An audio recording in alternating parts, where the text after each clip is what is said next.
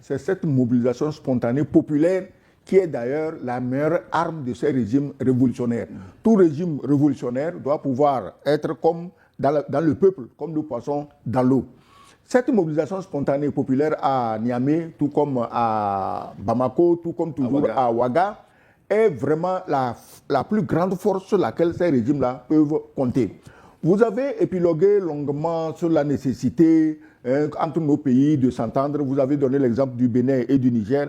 L'exemple du Bénin et du Niger est un bon exemple si les choses se réalisent telles qu'on les espère actuellement. Mais comment voulez-vous, récemment, moi j'ai appris, si c'est faux, vous allez m'éclairer, que la Côte d'Ivoire, notamment son ministre de la Défense, dit que non, personne seul ne peut venir à bout du terrorisme, qu'il faut travailler ensemble.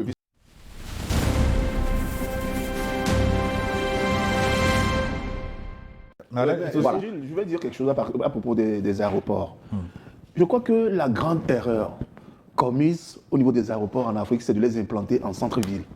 Quand vous allez en France, par exemple, Charles de Gaulle, ce n'est pas au centre-ville. C'est isolé.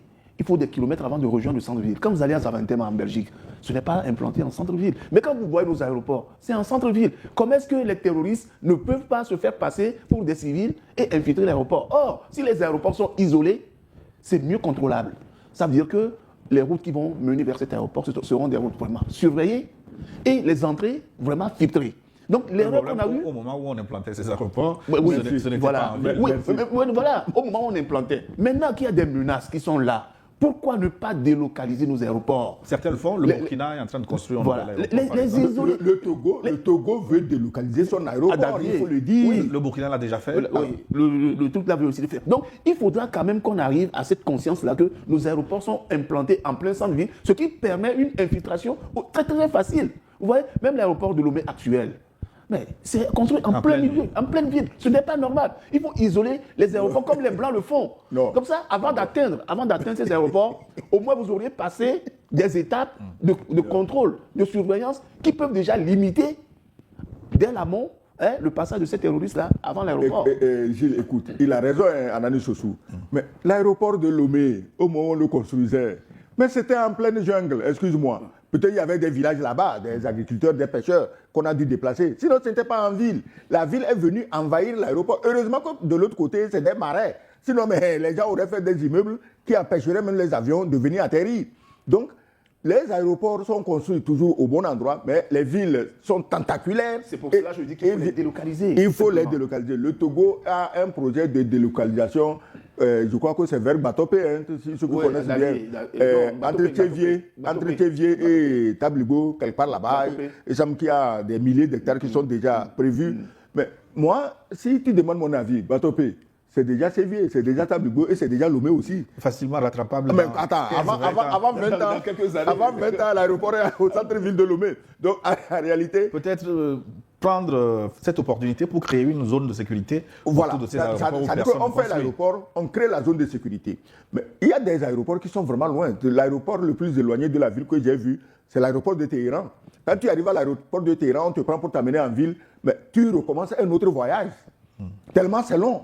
Exemple, l'aéroport de Gili aussi, pour arriver au centre de Kinshasa, c'est donc, je crois qu'aujourd'hui, à la lumière de ce qui se passe, si les pays, le Burkina a déjà son nouvel aéroport, il prendra des dispositions autour, le Togo aura son nouvel aéroport, il prendra des dispositions parce qu'on ne peut pas arrêter l'extension des villes, on ne peut pas. Non, mais on peut les arrêter. Par exemple, on délimite une zone qui ne sont plus constructibles, qui ne sont plus habitables. Ça permet de sécuriser les aéroports. C'est parce qu'on a laissé faire. C'est pour cela que la ville, avec la démographie, a envahi les aéroports. Merci pour le mot démocratie. Très rapidement.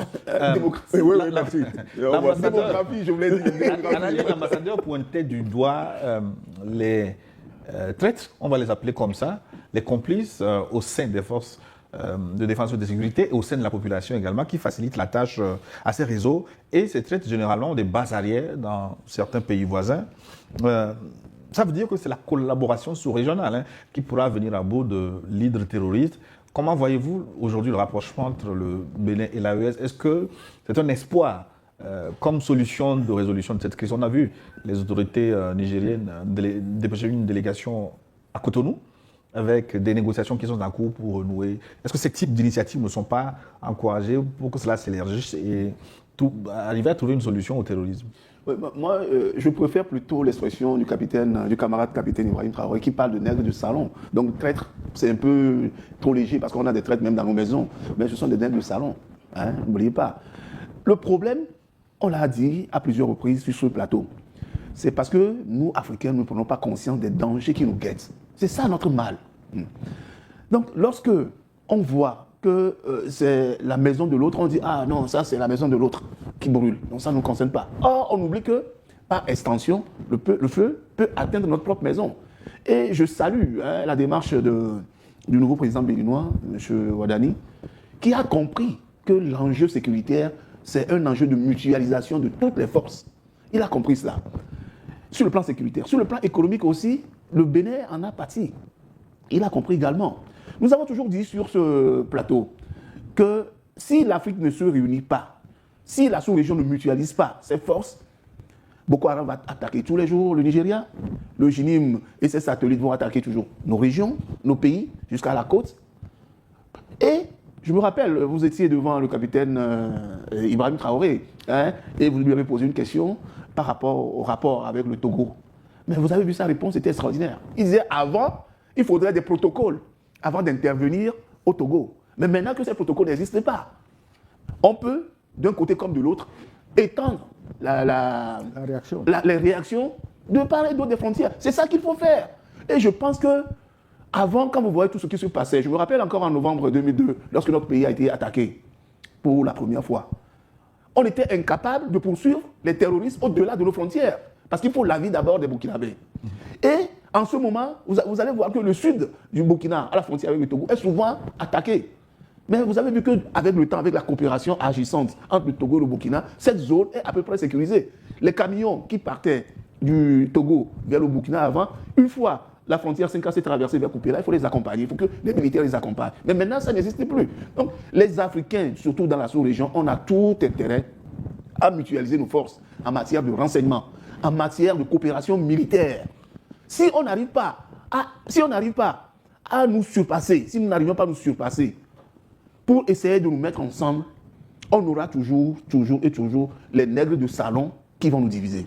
Vous vous rappelez que le général Yark en son temps avait dit que le problème du terrorisme au nord, que c'est nous, qu'il y a des Togolais qui prennent de l'argent pour acheter des cartes SIM, pour revendre plus cher aux terroristes, qui prennent du pétrole, qui prennent du carburant pour aller vendre, qui fournissent des sacs de maïs pour aller revendre aux terroristes. Croyant faire du commerce. Comment est-ce qu'on peut être dans cet état d'esprit, sachant tout bonnement que ce sont des gens qui viendront brûler nos maisons, qui viendront éventrer nos femmes enceintes, qui viendront couper la tête à nos vieux. Comment est-ce qu'on peut être dans cet esprit-là pour prendre de l'argent et aller servir encore ces gens pour les alimenter? C'est inadmissible. C'est pour ça qu'il faudra qu'on prenne conscience. Je vois que ça vient. La jeunesse africaine d'il y a 10 ans, ce n'est plus la même jeunesse africaine aujourd'hui. On prend conscience, mais c'est un travail de longue haleine qui doit être fait. Voilà, le dernier chapitre, je voudrais qu'on analyse un peu la réaction des populations. On l'a vu à Bamako lors de l'attaque d'avril et la dernière fois à Niamey, après l'attaque contre l'aéroport.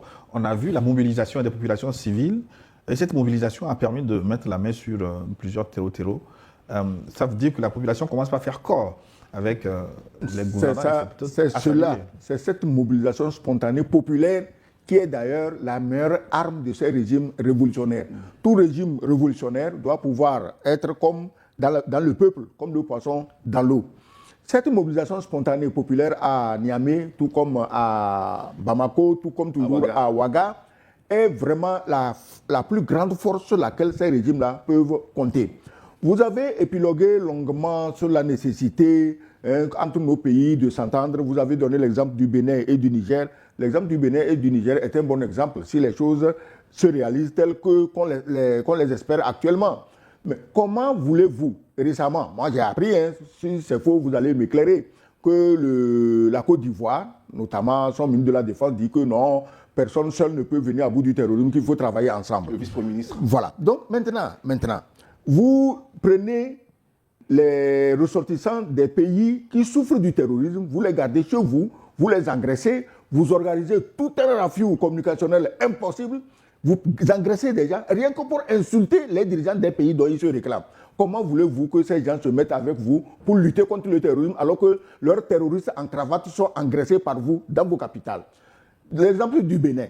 Est-ce que le Bénin, on va arrêter d'engraisser les ressortissants des autres pays juste pour leur permettre de démolir leur propre pays? Tu ne peux pas dire que je vais lutter avec toi contre le terrorisme alors que toi, tu payes des terroristes en cravate pour démolir mon pays. Je crois que si, sur ce point-là, on ne s'entend pas sur un minimum de sécurité mutuelle, je ne peux pas payer quelqu'un pour dénigrer le Bénin, je ne peux pas payer quelqu'un pour dénigrer le Burkina, je ne peux pas payer quelqu'un pour dénigrer la Côte d'Ivoire et vice-versa. Ces pays aussi ne doivent pas payer des gens pour me dénigrer. Si on n'arrive pas à ce minimum consensuel, on ne peut pas se mettre ensemble pour lutter contre le terrorisme. Sinon, la population en elle-même, nos populations, ce n'est pas seulement Burkina, Mali, Niger, nos populations, Togo, Bénin, Ghana, Côte d'Ivoire, personne d'entre eux ne veut se retrouver dans le génime un jour. Personne d'entre eux ne veut se retrouver avec la charia un jour. Personne d'entre eux ne veut se retrouver avec des blancs déguisés en Touareg en train d'exploiter nos pays. Personne ne veut ça. Parce qu'on sait que tout ça, oublie génime, oublie Touareg, oublie tout ce que tu veux, c'est un complot des États profonds. Parce qu'on est là, on dit la France, on dit non. Même la France, les dirigeants français, mais ils ne sont rien, ils ne sont que des métayers, des garçons de course, des oligarques, ce qu'on appelle l'État profond. Ceux qui ont l'argent, c'est eux qui les envoient. Donc, si on veut s'en sortir, effectivement, il faut qu'on s'entende et il faut qu'on mobilise. J'ai dit ici, en matière de sensibilisation, qu'il faut communiquer avec les populations. Donc, il faut communiquer davantage. Comme les populations sont déjà bien disposées à aider les dirigeants, il faut encore renforcer la communication avec ces populations pour que tout terroriste, quand il vient, qu'il soit Touareg, ukrainien ou français, qu'il sache qu'il aura affaire à tout le peuple, pas à un ou deux soldats perdus quelque part dans la savane. Oui, il y a une question fondamentale, essentielle, c'est la question de confiance. Comment est-ce que le général Abdourahmane Tiani a pointé du doigt la France lors des attaques de janvier et du 18 juin dernier? Le Burkina, le capitaine Ibrahim Traoré, n'arrête pas de pointer du doigt l'impérialisme occidental. Mais comment est-ce que, le Mali en fait de même, comment est-ce qu'on peut coopérer avec des gens qui veulent nous détruire, qui veulent déstructurer nos pays en acceptant qu'ils aient des bases militaires encore dans nos pays? Alors que nous savons très bien, nous savons profondément que le mal, il est là. Maintenant, je prends le mal, je l'installe chez moi. Il est là. Ils nous surveillent. Mais quand ils sont là, vous croyez que c'est pour nos beaux yeux, c'est pour nous aider, pour aider à lutter contre le terrorisme? Non. On a vu l'exemple du Mali. Les forces européennes ont passé combien de temps au Mali? Oui, bon, cette accusation. Oui, non, ce n'est pas une question d'accusation, Gilles, c'est une question fondamentale. Maintenant que le Niger et le Bénin se mettent ensemble, oui, où les officiers travaillent. La moindre des choses, pour mériter la confiance, la vérité va surgir. Oui, non, c'est qu'il faudra que le Bénin dise, oui, on va coopérer, mais il faudrait qu'on compte sur nos propres forces. Comment est-ce que le vice-premier ministre Ibrahim Traoré, Ouattara, peut dire qu'il est prêt, son pays, la Côte d'Ivoire, est prêt à coopérer maintenant avec les pays de l'AES s'ils veulent. Mais pendant ce temps, tu installes plus de 3000 militaires français et américains aux frontières avec ces pays. Vous avez parlé de souveraineté, chaque pays a le droit de conclure. Oui, non, mais c'est vous qui avez posé la question, c'est toi qui avez posé la question. Cette question est fondamentale. Tu dis, est-ce que la mutualisation des forces, la coopération entre pays, entre États ne peut pas permettre de lutter efficacement contre le terrorisme? C'était ça la question.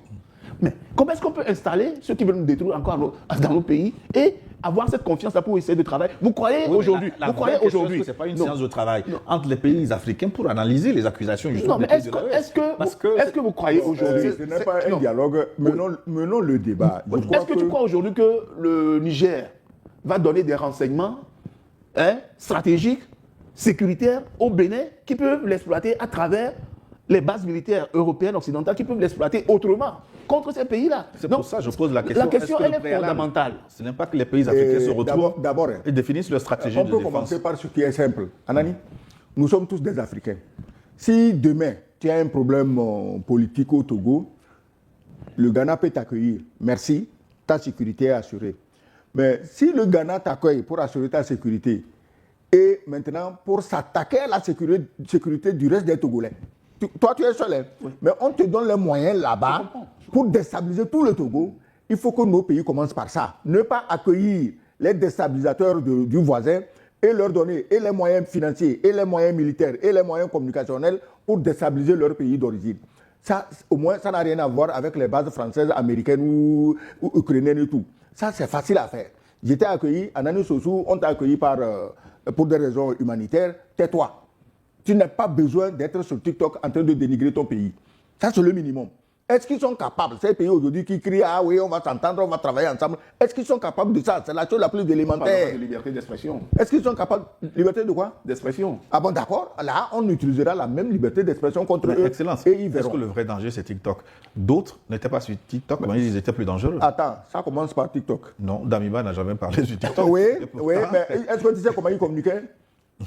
Tout commence par le verbe. Au commencement était le verbe. C'est pas moi qui ai dit ça. Va prendre ta Bible. Au commencement, tout commence par ce que nous disons. Peu importe si c'est TikTok, c'est WhatsApp, c'est radio, c'est télévision, c'est n'importe quoi, beaucoup de fils, tout commence là-bas.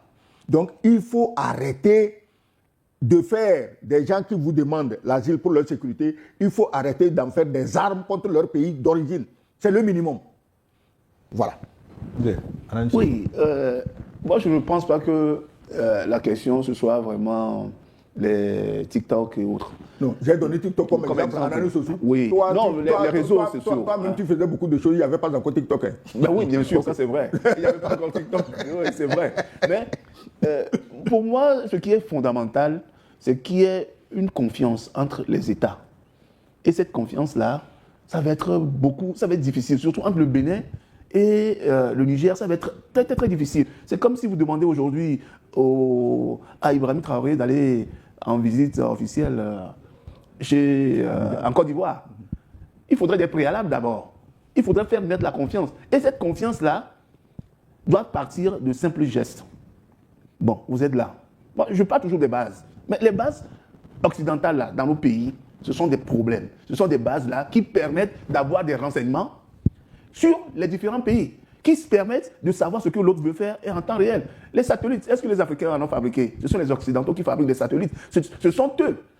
Imaginez, si on n'avait pas certaines bases occidentales en Afrique de l'Ouest, les gens du GINIB là, comment est-ce qu'on peut communiquer rapidement des positions stratégiques dans les aéroports avec eux? C'est à partir de nos pays, à partir des bases. C'est pour ça que je dis que pour une question de confiance, chaque État doit prendre l'engagement de dire, bon, d'accord. On a les exemples qui n'ont pas donné. Vous avez passé 12 ans, 10 ans, 12 ans au Mali, ça n'a rien donné. Qu'est-ce qui prouve que ça va donner quelque chose? Il y a une base militaire, on l'a reconnu finalement au nord du Bénin. Bon, mais regardez. Reconnu. Bon, ça eux-mêmes ils le disent, parce que lorsqu'il y avait le coup d'État manqué du 7 décembre, c'était facile. Mais maintenant, non, ce que je voulais dire, malgré la présence des Français au Bénin, si tu ne veux pas que je parle de base, je vais taire le mot base. Malgré leur présence, les services de renseignement, les militaires, mais le Bénin est attaqué presque tous les jours maintenant. Comment est-ce qu'on peut l'expliquer? Oui, mais le nord du Bénin est attaqué tous les jours. Comment est-ce qu'on peut l'expliquer? Pas tous les jours. Parce que ce n'est pas efficace. Il y a des attaques périodiques, mais pas tous les jours. Attendez. Presque tous les jours, qui font des morts. Oui, Anani, donc, il y a des faits devant nous. On ne doit pas négliger ce qu'on voit devant nous. Aucun régime démocratiquement élu à l'Élysée ne peut chasser une base militaire française. Retiens ça. Aucun régime démocratiquement signé, c'est-à-dire que le président démocratiquement élu, donc d'État africain, signé à l'Élysée, son élection démocratique est avalisée par l'Élysée, ne peut jamais accepter une base française, chasser une base française, parce que la condition de son élection démocratique, c'est qu'il accepte ces bases françaises. Est-ce que c'est clair? Pourquoi dans le Sahel, il faut organiser les élections? Comme si c'est l'absence d'élections qui avait donné la force aux terroristes d'aller prendre Bamako au moment où un démocratiquement élu était assis là-bas, en train de faire la fête, alors que son fils faisait courir dans tous les bordels chics pour milliardaires en Europe. Est-ce que tu comprends? Donc, aucun régime démocratiquement élu par Paris ne peut chasser une base militaire française. Si on ne se met pas ça dans la tête, on va continuer à parler, épiloguer. Tu attends quoi? Que Téné Brahima Ouattara dise aux Français de venir ramasser leurs militaires. Le jour-là, il disparaît. Lui-même, il disparaît. On va conclure cette première partie. Nani Sossou, l'année 2026, selon vous, on va faire de la projection. Oui, projection, politique prospective. L'année 2026 sera-t-elle celle du verrouillage réussi des infrastructures aéroportières qui sont attaquées de plus en plus maintenant, ou celle d'une extension de la guerre des aéroports vers le golfe de Guinée, selon vous? Non, la sécurisation des aéroports devient un impératif. Parce que qui prend l'aéroport prend la sécurité de tout le pays. Et va permettre que des avions étrangers remplis de mercenaires, remplis d'armes, remplis de drones atterrissent dans nos territoires. Donc l'année 2026, c'est la guerre, comme l'a annoncé, l'hiver noir, comme l'a annoncé IB. C'est une lutte acharnée de tous les jours. 2026 va passer, 2027 va recommencer avec les mêmes attaques si nous ne prenons pas des dispositions nécessaires afin de lutter efficacement contre le terrorisme. Donc, impératif, c'est de sécuriser les aéroports. C'est stratégique, il faut les sécuriser. Maintenant, ceux qui envisagent de délocaliser les aéroports, ou bien ceux qui ne l'ont pas encore en tête, il faut qu'ils sachent que s'ils ne délocalisent pas les aéroports et qu'on laisse les aéroports dans les villes, on aura toujours des terroristes qui vont partir des maisons à côté pour aller attaquer les aéroports et se retrancher après dans les maisons. Vous avez vu, lorsque la population nigérienne de Niamey a traqué les terroristes, on les a trouvés où? Dans des maisons à côté de l'aéroport. Donc, l'impératif, c'est de délocaliser les aéroports afin de mieux les équiper. Une cache d'armes même a été découverte dans une maison près de l'aéroport de Niamey. Exactement. Ou du matériel enfoui dans le sol. Dans le sol. Il faut raser tout ça. Ah, mais attends, tu crois que si on découvre une cache d'armes dans ta maison, on va te laisser la maison? Pourquoi? Les armes n'étaient pas destinées à construire des maisons avec. Alors, Effectivement. donc, 2026, La maison 2026 a été rasée. ce sera toujours la bataille. La bataille. Les États, que ce soit le Togo, le Bénin, le Ghana, et même la Côte d'Ivoire, avec les États du Sahel, ne doivent pas dormir sur leur laurier. Parce que tant que ceux-là qui visent nos matières premières, nos richesses, n'ont pas atteint leurs objectifs, comme l'a dit l'ambassadeur tout à l'heure, ils ne dormiront jamais. Ils aiment durer dans la guerre. Hein, ils ont fait la guerre de 30 ans, la guerre de 100 ans, etc. Ils ont fait cette guerre-là. Et vous avez vu comment ça se passe en Ukraine depuis 4 ans déjà. Déjà depuis plus de 4 ans. Donc, tant que ce n'est pas pourri, tant que ce n'est pas pourri, ils ne s'arrêteront jamais. Au-delà des crises, des conflits et des divisions qui continuent de fragiliser notre continent, une réalité s'impose de plus en plus. L'Afrique ne pourra relever les grands défis du XXIe siècle qu'en avançant unie. Pendant trop longtemps, les frontières héritées de l'histoire, les rivalités politiques, les différences linguistiques ou encore les intérêts particuliers ont parfois pris le dessus sur ce qui nous rassemble. Pourtant, les défis auxquels sont confrontés les peuples africains sont souvent les mêmes.